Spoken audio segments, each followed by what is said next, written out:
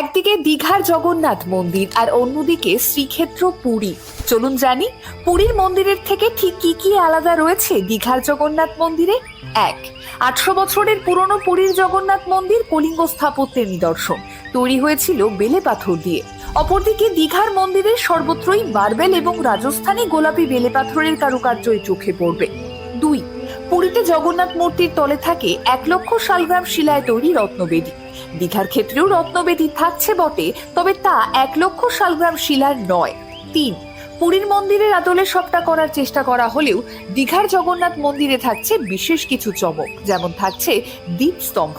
উজ্জয়িনী মন্দিরের দীপস্তম্ভের আদলেই তৈরি হয়েছে এটি। 4, দীঘায় থাকছে আরো এক নতুন সংযোজন, পদ্মকুণ্ড। সিংহদুয়ার রয়েছে 2টি অংশে, আর তার মাঝেই অবস্থিত এই পদ্মকুণ্ড। 5, পুরীর মন্দিরে প্রসাদ হিসেবে দেওয়া হয় খাজা, কিন্তু দীঘায় প্রসাদ হিসেবে থাকছে প্যারা এবং গুজিয়া। 6, সন্ধে নামলে পুরীর মন্দির আরো ভীষণ শান্ত, কিন্তু অপরদিকে দীঘার জগন্নাথ মন্দিরকে কেন্দ্র করে বসবে মেলা, থাকবে লেজার লাইট শো।